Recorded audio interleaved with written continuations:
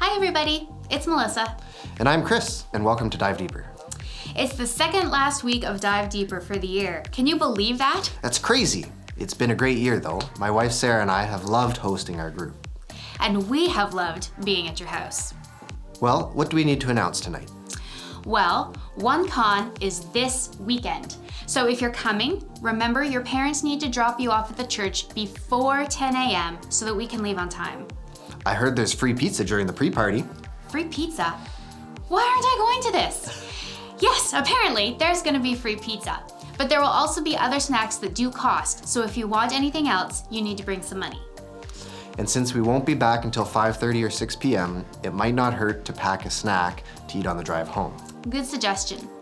Other than that, come ready to have some fun and come with an open heart to worship and hear from God from these world-class speakers.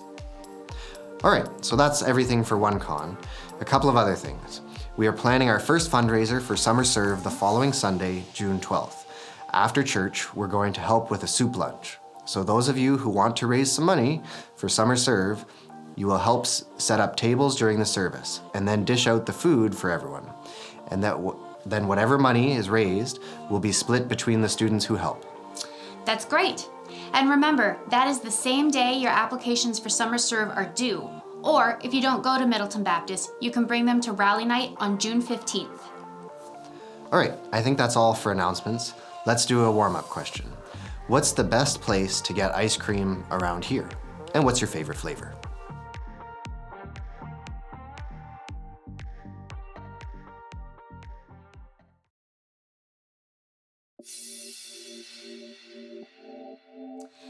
So Chris, what stuck out to you this week? Well, I know Danny preached on this before Easter, but there's a theme that I think is valuable to examine again. So, after Pilate questioned Jesus, and Pilate's wife came to him expressing that he should have nothing to do with Jesus, the crowd was being stirred up and demanding Jesus be crucified. Could you read what happens next in Matthew 27, verses 24 to 26? Sure. When Pilate saw that he could not prevail at all, but rather that a tumult was rising, he took water and washed his hands before the multitude, saying, I am innocent of the blood of this just person. You see to it. And all the people answered and said, His blood be on us and on our children. Then he released Barabbas to them, and when he had scourged Jesus, he delivered him to be crucified. I'd like to pull out a few things. Did you notice that even Pilate acknowledges something important about Jesus? Yes. Though he doesn't acknowledge that he is God, he calls him a just person, indicating that he thinks he has done nothing wrong.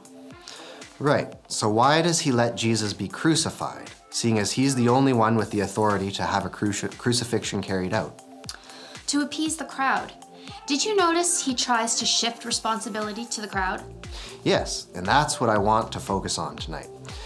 Pilate is the man that has the earthly authority to authorize crucifixion, and he doesn't want to do it, but he's afraid of the crowd, and so trying to blame the crowd for his decision to put to death an innocent person symbolically washes his hands.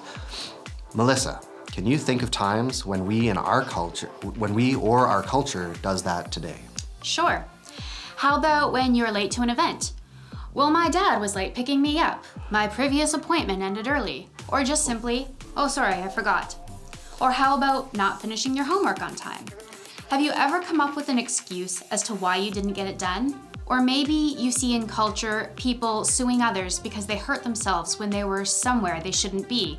Or someone is complaining about the government but doesn't vote or write to their MP. Or you see our leaders deflecting responsibility and blaming the situation on someone else or something else instead of rising to the occasion and accepting responsibility to go out and try to fix the problem. The blame game happens often. So here's the question in the face of a culture that deflects responsibility. Are there times when you have tried to deflect responsibility yourself? And what are you going to change in your future to help yourself accept responsibility? Just before you answer those questions, I want to remind you about Jesus. What did he do when faced with the opportunity to deflect responsibility?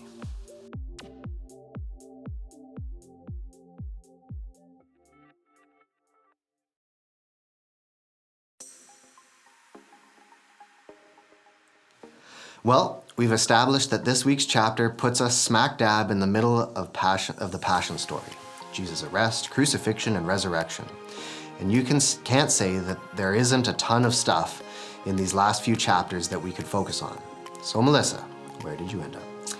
I ended up at verses 50 and 51. Then Jesus cried again with a loud voice and breathed his last. At that moment, the curtain of the temple was torn in two from top to bottom. The earth shook and the rocks were split. This is mentioned in all three synoptic gospels, Matthew, Mark, and Luke. Okay, so what's the significance of that? We're out on the hill of Golgotha, not at the temple in the middle of Jerusalem. That's an excellent point. And to explain this, we need to go all the way back to Moses in the Old Testament. After God brought the Israelites out of slavery in Egypt, he dictated to them the plans to build the tabernacle, the place where he would reside among his chosen people. Right, I've heard of that. There were two sections in it that were divided by the curtain. Yeah, the holy place and the Holy of Holies. The holy place was where the priests were most of the time to do their duties before the Lord. But the Holy of Holies was different. Only the high priest was allowed in there, and only once a year, and only after he had gone through a bunch of preparations. Moses' brother Aaron was the high priest at that time, and this is what God said about him going into the Holy of Holies. The Lord said to Moses, "Tell your brother Aaron not to come just at any time into the sanctuary inside the curtain before the mercy seat that is upon the ark, or he will die. For I will appear in the cloud upon the mercy seat." Leviticus 16:2. Sinful people, like you and me, simply can't get that close to the holiness of God without getting zapped. There's more than one story in the Bible about people dying when they weren't dealing appropriately with God's holiness. But we digress.